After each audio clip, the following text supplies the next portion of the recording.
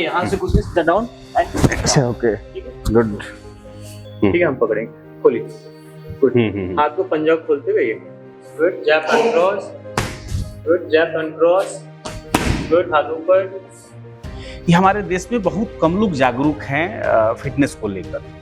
शहर में तो फिर भी 40% का आंकड़ा दिखा हम, लेकिन गांव में ये आंकड़ा जाकर 10% हो जाता है। इस पर आप क्या सोचते हैं? और दूसरी बात ये है कि गांव के लोगों को और क्या करना चाहिए? क्या वो खेती करते हैं? अब तो वहां भी उस तरह की खेती नहीं रह गई पहले जैसा, तो अब क्या करना चाहिए उनको फिटनेस को लेकर? एक रिपोर्ट है, मेंटल सर्वे रिपोर्ट 2025। मात्र हमारे देश के 10% लोग यानी कि भारतीय केवल एक्सरसाइज करते हैं, बाकी लोग एक्सरसाइज नहीं करते। हमारे प्रधानमंत्री नरेंद्र मोदी साहब ने भी 15 अगस्त को यह घोषणा किया कि भाई हम लोग धीरे धीरे बहुत मोटे होते जा रहे हैं, हमारी शारीरिक गतिविधि बहुत कम होते जा रही है। आज आप लोग सोच रहे होंगे कि हम कहाँ खड़ा हैं, लेकिन एक रिपोर्ट देखने के बाद मुझे लगा कि हेल्थ हमारे जीवन का सबसे इंपॉर्टेंट मुद्दा बन चुका है और इस पर बात करना बारीकियों से बहुत जरूरी है।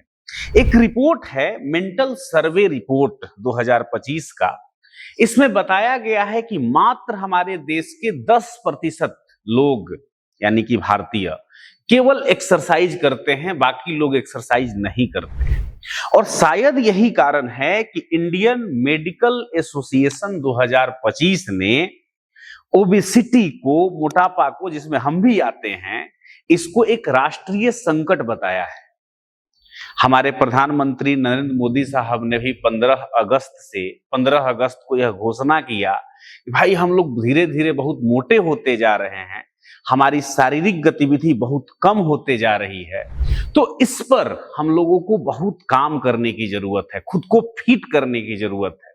और इसी के लिए हम आज आपको मिलवाएंगे, एक हमारे ट्रेनर भी हैं, मित्र भी हैं, अभिनव जी, और ये आपको सारी चीजों से रूबरू कराएंगे, कैसे क्या करना चाहिए, क्या शुरुआत करना चाहिए, क्या खाना चाहिए, कैसे सेल्फ डिफेंस करना चाहिए। इन सारी चीजों पर बहुत विस्तार से बातचीत करेंगे हम लोग। अब थोड़ा सा सबसे पहले हम लोग देख लेते हैं कि अभिनव जी का परिचय क्या है। और परिचय से मेरा मतलब ये है कि इन्होंने फिटनेस की दुनिया में अपना क्या मुकाम हासिल किया है। तो सबसे पहले थोड़ा इंट्रोडक्शन बताइए आप। नमस्कार, मेरा नाम अभिनव भारद्वाज है।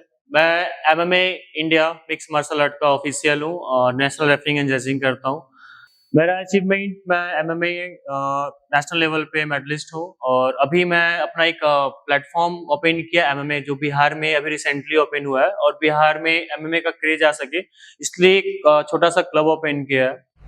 मेरा स्टडी रहा है BP8 bachelor in physical education, sports and nutrition में मेरा रहा है सारा सब कुछ। स्टार्टिंग से मैं जिम में ट्रेन करता था, गोल्ड जिम में एज ए हेड ट्रेनर मैं रह चुका हूँ, तलवरकर में हेड ट्रेनर रह चुका हूँ। अभी रिसेंटली प्रो फिटनेस जिम में मैनेजमेंट और हेड पोस्ट पे भी वहां पे। तो मेरा स्टार्टिंग जर्नी बचपन से लेके अभी तक मेरा फिटनेस से ज्यादा रिलेटेड रहा है सारा सब कुछ। मेरी स्टडी भी फिटनेस से ही हुई है सारा सब कुछ। तो आज हम आए हुए हैं अभिनव जी के पास और मेरा मन हुआ कि हम भी फिटनेस को लेकर के थोड़ा सा अवेयर हों, तो इनसे बहुत कुछ आज सीखना चाहेंगे हम और आप लोगों को दिखाएंगे भी कि किस तरह से ये ट्रेंड करते हैं और आज हमको क्या क्या ये सिखा रहे हैं। ये मेरा पहला दिन है, तो सबसे पहले आप हमको क्या कराएंगे? आज आपका डे फर्स्ट है, तो हम आज स्टार्टिंग बॉक्सिंग से करते हैं। यहाँ पे हम अलग अलग मार्शल आर्ट की टेक्निक का प्रैक्टिस करवाते हैं, जैसे कि आपके बॉक्सिंग हो गए, कराटे हो गए, किक्स की ट्रेनिंग करवाते हैं, रेसलिंग की ट्रेनिंग होती है यहाँ पे। अलग अलग ट्रेनर आपको ट्रेन करते हैं यहाँ पे। तो आज हम बेसिक बॉक्सिंग से स्टार्ट करेंगे। अब डे 1 है तो बॉक्सिंग पे आते हैं। ठीक है, बॉक्सिंग स्टार्ट करने से पहले हम लोग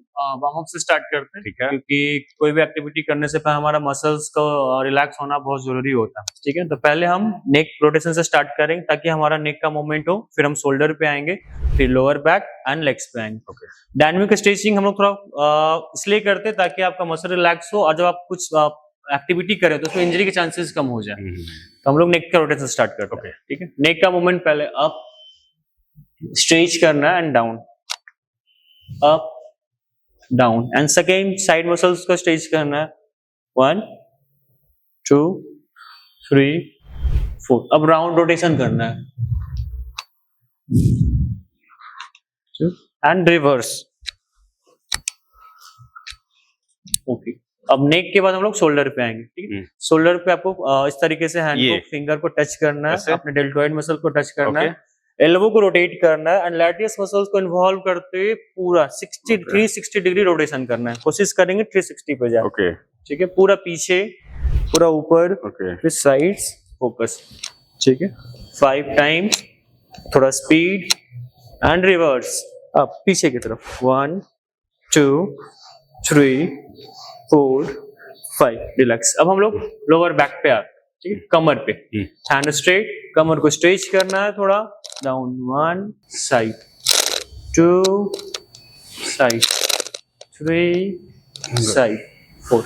अब ब्रीद इन करते हुए बॉडी को पीछे स्ट्रेच करना है एंड ब्रीद आउट करते हुए नी को स्ट्रेट करते हुए पूरा डाउन टच करना है फ्लोर को। फिर से वापस ब्रीद इन करते हुए up, body stretch and breathe out करते हुए, ब्रीथ को इनहेल करते हुए पीछे जाएंगे लंबा, और इनहेल करते हुए आपको एक्सहेल करते हुए नीचे आना है डाउन। बॉडी को पीछे लंबा सांस लेंगे नाक से, और एक्सहेल करते हुए माउथ से ब्रीथ आउट करते हुए रिलैक्स। ठीक है, फिंगर इस तरीके से मूव करेंगे। ठीक है, फिंगर है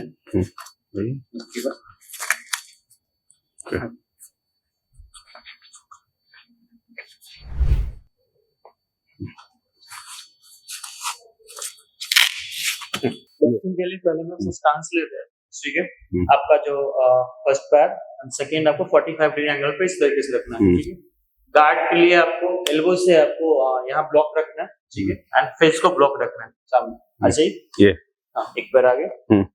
ठीक है, सीधा जैब, वन हैंड स्ट्रेट एंड वापस इसको लाएंगे, फिर क्रॉस। जब क्रॉस आएगा पीछे वाला पैर ट्विस्ट होगा। ओके, पावर जनरेट करने के लिए। ओके, ये हाँ, सामने यहाँ आगे से रखना है। ठीक है, जैब cross, jab cross, power power पंच देंगे, पावर देंगे थोड़ा। ये पैर ऐसे हाँ, आगे पीछे रखना है। ओके, जैब क्रॉस, गुड। हाथ ऊपर ही रखना है सीधा यहाँ से। ठीक है, पावर। ठीक है, हाँ गुड। हाथ सामने दोनों को इस तरीके से। ये हाँ हाँ, ठीक है, जैब एंड क्रॉस। चल गुड, ऊपर ही रखना है। हाँ, jab and cross, good, jab and cross, good, jab and cross, good. हाथ ऊपर, जैब, वन बाय वन, सीधा 1। सिर्फ जैब, अभी सिर्फ जैब पे वॉक करें। 1 जैब, जैब, जैब, ओके। हम सेकंड सिर्फ क्रॉस, क्रॉस, क्रॉस। वापस पंच वहीं फेस के गार्ड पे आएगा। Okay, okay, cross, cross, good. Jab, jab and cross, good. Jab and cross, jab, cross, jab, cross. हाथ को ऐसे रखना है सीधा। ठीक है, ये अंदर की तरफ। ठीक है, जैब, cross, jab, cross, jab, cross, jab, cross, jab, cross, जैब। प्रैक्टिस करेंगे हम। ठीक है, जैब, क्रॉस, जैब, क्रॉस। हाथ को ऐसे रखना है सीधा। ठीक है, ये अंदर की तरफ। ठीक, जैब, cross, jab, cross, jab, cross, jab, cross, jab, cross, जैब।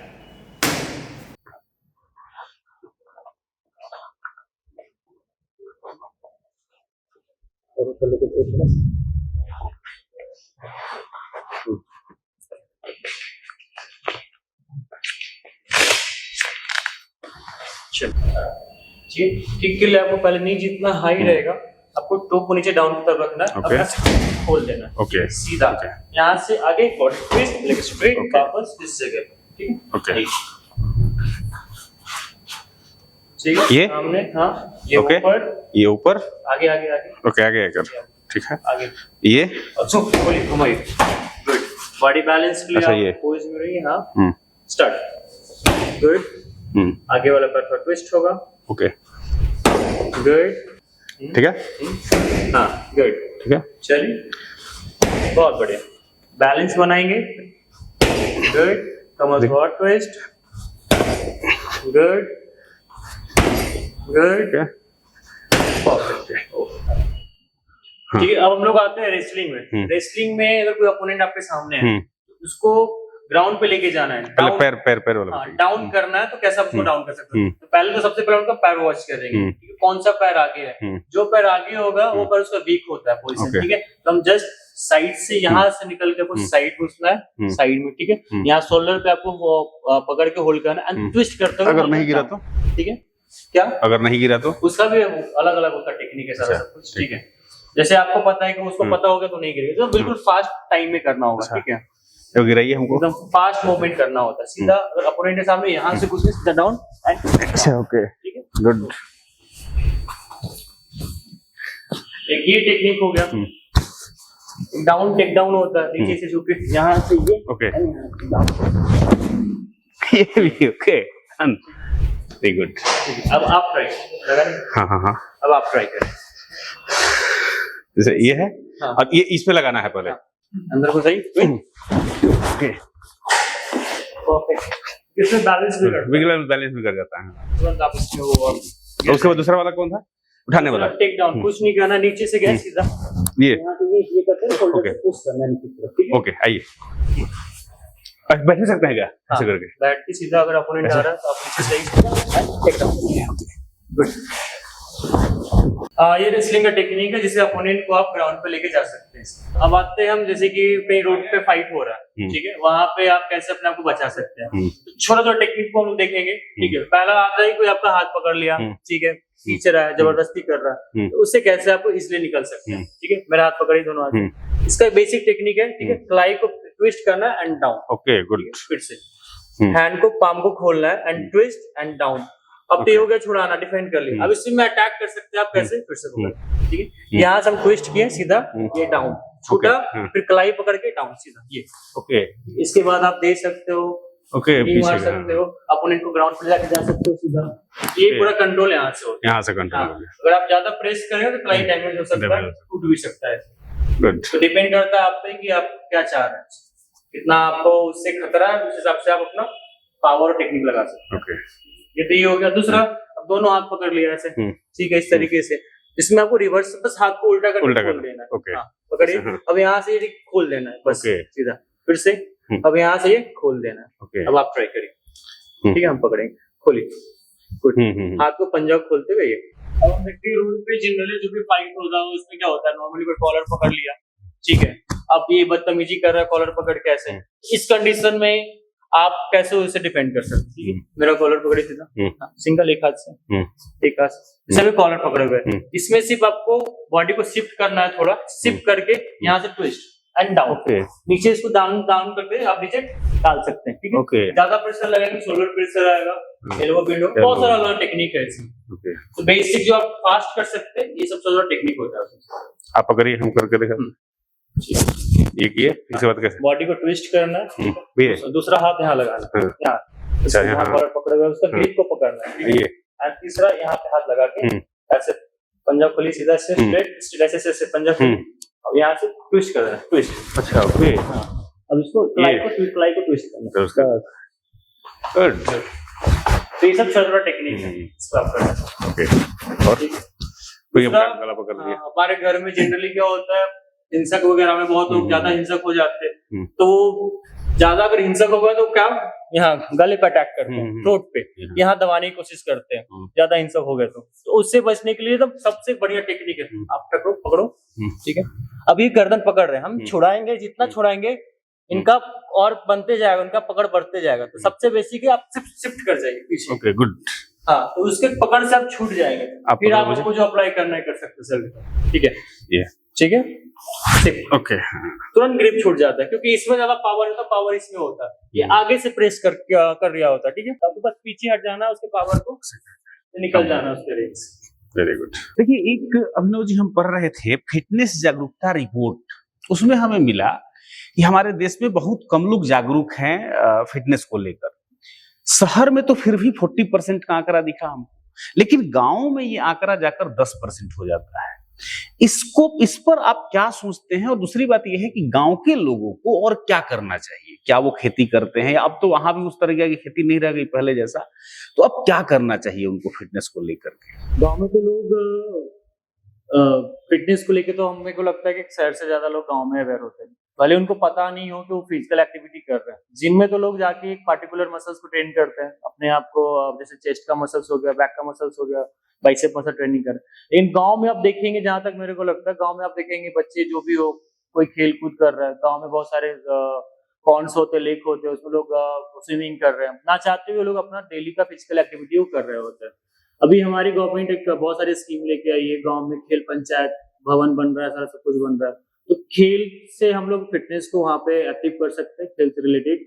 गांव में आप जो मजदूर लोग को देखोगे, जो आप खेत में वर्क कर रहे हैं सारे, तो वो लोग कुल्हाड़ी या फिर कुछ भी एक्टिविटी कर रहे हो, तो मान के लिए फिटनेस एक्टिविटी है सारा। तो शहर के मुकाबले, मेरे ख्याल से शहर के मुकाबले गांव में ज्यादा एक्टिविटी होता है, अवेयरनेस कम है। आप अभिनव जी हमारे भी ट्रेनर रहे हैं, हमने देखा है आपको ट्रेन करते हुए, बहुत बारीक जानकारी है आपको मसल्स को लेकर के। मुझे लगता है कि गांव में इतनी जानकारी लोगों के पास नहीं होती है कि मसल्स को लेकर के, खाने को लेकर के बहुत सारी चीजें हैं। खैर, एक चीज और है जो हमने भी महसूस किया है जिम में जाकर, और आप तो देखते ही हैं, झेलते हैं, उसके ऊपर आप बताइएगा। लोग शादी को लेकर के, जैसे शादी किसी का 1 महीना रह गया, 1.5 महीना रह गया, तो आपके पास चले आते हैं कि हम जल्दी से जो है टेंट होकर के थोड़ा दुबले हो जाएं, मसल दिखने लगे। इस पर आप क्या करते हैं, कैसे उनको टेंड करते हैं, कैसे 1 महीना में, क्या ये पॉसिबल होता है? ऐसा मेरे साथ हुआ है जिम में कि रिसेंटली बहुत लोग आते हैं कि अगले मंथ उनका शादी है, तो बहुत तेजी से फैट रिड्यूस करना है सर, मेरे को 10 किलो लॉसेस करना है, 5 किलो लॉसेस करना है। पूछते भी हैं कि ऐसा पॉसिबल है क्या। तो साइंस को माने तो ऐसा बिल्कुल इम्पॉसिबल है, क्योंकि आप 1 मंथ में 10 किलो 15 किलो फैट रिड्यूस नहीं कर सकते। हाँ, एक है कि आप 1 मंथ में अपने आप को इतना फिट कर सकते हैं कि आप अच्छे दिखो।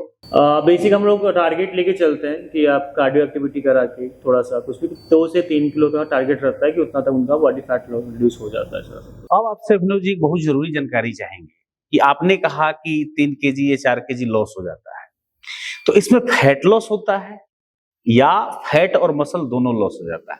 और हमको आप बताने में ये भी बताइए कि फैट का आपके शरीर में क्या इंपॉर्टेंस है और मसल का आपके शरीर में क्या इंपॉर्टेंस? स्टार्टिंग में जब आप कार्डियो करते हैं, कार्डियो में आपकी बॉडी से एनर्जी लॉस होती है, जिसमें एनर्जी की हमारी बॉडी में 2 सोर्स होते हैं लॉस होने की। तो आपके फैट से लॉस होती है, मसल से लॉस होती है, ठीक है। जब आप कार्डियो ज्यादा फोकस करते हैं तो उसमें आपके ज्यादा चांस रहता है कि मसल्स भी लॉस होगा आपका और फैट भी लॉस होगा। जब आप वेट ट्रेनिंग करते हैं, वेट ट्रेनिंग बिल्कुल अपोजिट हो जाता है। वेट ट्रेनिंग में आपका फैट भी रिड्यूस हो रहा होता है, लेकिन साथ में आपके मसल्स पे बिल्ड होने स्टार्ट हो जाते हैं सारे। तो बेसिक मैं बोलूंगा कि ज्यादा बेटर होता है कार्डियो, ज्यादा बेटर होता है मसल ट्रेनिंग। आप मसल ट्रेनिंग जितना ज्यादा करेंगे, वेट लिफ्टिंग जितना ज्यादा करेंगे, आपके बॉडी मसल्स को डेवलप करेंगे, फैट भी रिड्यूस होगा। हमने आप ही से कभी सुना था कि जो मसल है वो भी जब आप वेट ट्रेनिंग करते हैं तो वो टूटता है, न कि बनता है। लोगों के मन में एक धारणा होती है कि आप जब वेट उठा रहे होते हैं, वेट लिफ्टिंग कर रहे होते हैं, मसल आपका ग्रो करता है। तो आप ही ने एक बार बताया था कि नहीं नहीं, ये तो गलत है। तो लोग 2 घंटा 3 घंटा जिम में व्यतीत करते हैं समय, और 2-3 घंटा जो है वेट लिफ्टिंग करते हैं, क्या ये सही कंसेप्ट है? बिल्कुल गलत कंसेप्ट है। लोग एथलीट को देख के कॉपी करते हैं। एथलीट उन लोग का डेली का रूटीन अलग होता है, उन लोग का डाइट अलग होता है, उन लोग प्रॉपर फोकस होते हैं उसी चीज पे। तो वो लोग 2.5 घंटे 3 घंटे वर्कआउट करते हैं, अलग अलग मसल्स को ट्रेन करते हैं, उस हिसाब से वो डाइट लेते हैं। नॉर्मल आदमी के केस में क्या होता है कि जब आप 2 से 3 घंटे जिम में आप कंटिन्यूअसली वर्कआउट कर रहे हैं, तो ये आपके सरासर आपके ओवर ट्रेन कर रहे हो। जब भी आप ओवर ट्रेन करोगे, मसल्स का ग्रोथ आपका रुक जाएगा, मसल ज्यादा लॉस हो जाएगा, ज्यादा लॉस हो जाएगा बॉडी में। फिर इस कंडीशन में होता क्या है ना कि ना तो आपकी बॉडी बनेगी, आप और पहले से और ज्यादा वीक होते चले जाओगे, ठीक है। तो मसल्स का एक रेशियो होता है कि आपको कितना देर वर्कआउट, 45 मिनट जो जिम का होता है, 45 मिनट्स इनफ होता है। 45 मिनट्स में आपके मसल इतने ज्यादा ट्रेंड हो जाते हैं कि वो फिर से रिकवर करने में के लिए वो सक्षम हो जाता है। और आप ज्यादा कर लोगे ट्रेनिंग तो फिर आपका बॉडी रिकवर नहीं कर पाएगा सही से। इसमें डाइट का बहुत ज्यादा रोल होता है कि आप डाइट कितना कंज्यूम कर रहे हैं, तो सब चीज का अपना एक रेशियो होता है। आपने डाइट की जिक्र की। डाइट में सिंपल तरीके से अगर हम सोचें तो मेरे भी कई पहचान में ऐसे लोग हैं जो भूखे रहने को डाइट मानते हैं। कुछ वक्त तक हम लोग ही मानते रहे हैं। आपसे जानना है कि रियल में डाइट का मीनिंग क्या होता है? ये बिल्कुल गलत मिथ है कि हम भूखे रहेंगे तो हमारा ज्यादा कैलोरी बर्न आउट होगा, हम जल्दी पतले हो जाएंगे। ऐसा बिल्कुल नहीं होता। कहा जाता है हमारे बॉडी का जो हमारा मेन ऑर्गन होता है, हमारा हार्ट होता है। उसी तरीके से फिटनेस में जो है, बॉडी का जो आपका हार्ट है, फिटनेस का आपका डाइट का हार्ट कहा जाता है, ठीक है। ये लोग मान के चलते हैं कि हम नहीं खाएंगे, हमारे बॉडी ज्यादा कैलोरी बर्न आउट होगा, सब कुछ होगा, तो हमारा जल्दी से फैट रिड्यूस होता है। ऐसा बिल्कुल नहीं होता। आप दिन भर में आप 1 घंटे एक्सरसाइज करते हैं, डाइट आपका 23 आवर्स वर्क करता है आपके बॉडी में, ठीक है। इक्वल टाइम पे इक्वल डाइट लेना, मतलब टाइमली डाइट लेना, ठीक है। डाइट हम क्या कैसे खा रहे हैं, प्रोटीन कितने लेवल पे ले रहे हैं, प्रोटीन का क्या क्वांटिटी होना चाहिए, सही टाइम पे सही डाइट, उसकी क्वांटिटी और उसकी टाइमिंग क्या होनी चाहिए, सारे उस चीज पे ज्यादा हम लोग फोकस करते हैं। तो अभिनव जी ये बताइए कि डाइट का आपने कई बार जिक्र किया। अब मेरा शरीर आप देख रहे हैं बल्कि है, बार बार बढ़ जाता है।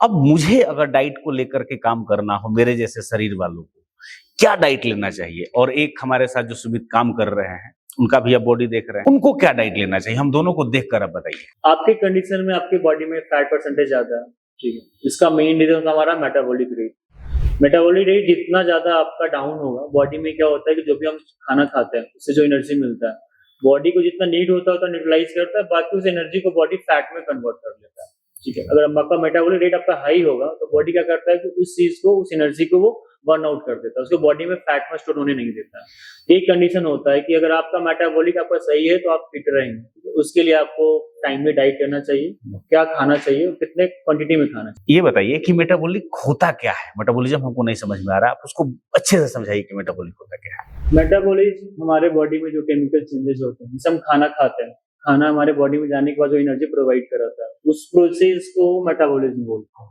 मेटाबॉलिज्म दो पार्ट में डिवाइडेड है, एक कैटाबॉलिज्म, एक एनाबॉलिज्म।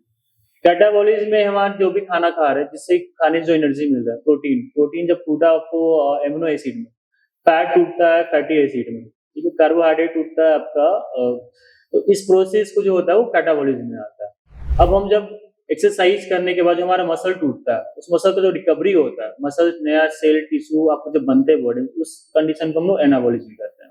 तो ये मेटाबॉलिज्म के मेन हम लोग एग्जांपल बोल सकते हैं जो हमारी बॉडी में इस तरीके से वर्क करते हैं।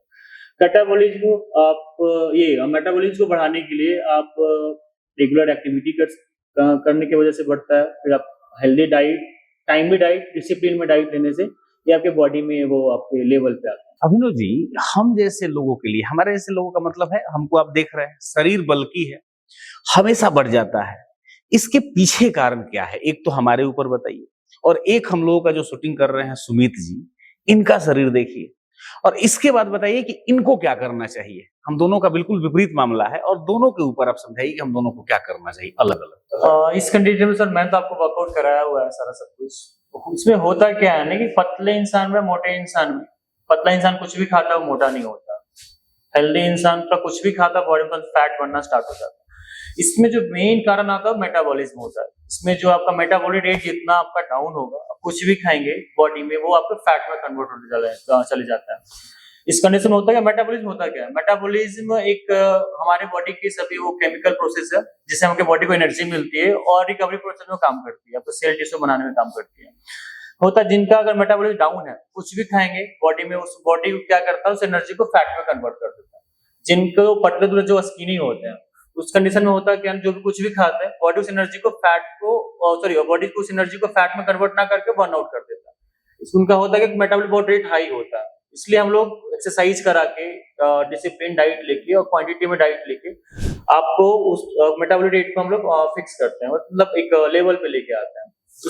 अच्छा, सिंपल सा बात ये है कि आपने कहा अगर हमको मेटाबॉलिक रेट बढ़ाना हो तो क्या करना चाहिए, कौन कौन सा एक्सरसाइज करना चाहिए, और हमको डाइट में क्या लेना चाहिए। स्पेसिफिक इसमें कोई आपका एक्सरसाइज का स्पेसिफिक नहीं होता आपको। हाँ, व्यायाम, प्रतिदिन व्यायाम एक्टिविटी करना चाहिए कुछ भी, और डाइट बहुत ज्यादा इंपॉर्टेंट रोल करता है। इसमें आपको एक बैलेंस डाइट करना होगा।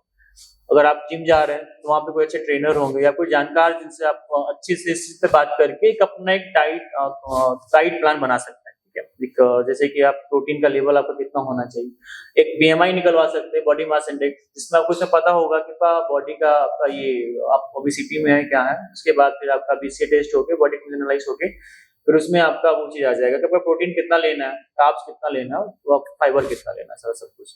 तो इसमें आप बैलेंस डाइट करके आप इस चीज को आप मैनेज कर सकते हैं। अब अभिनव जी, हमारा दो प्रश्न है। एक बहुत सिंपल आदमी जो दिन भर कामों में बिजी रहता है और उसका मन है कि हम वेट ट्रेनिंग करें, हम भी जिम जाएं, तो वो शुरू कहां से करे, कौन सा पहला स्टेप होगा।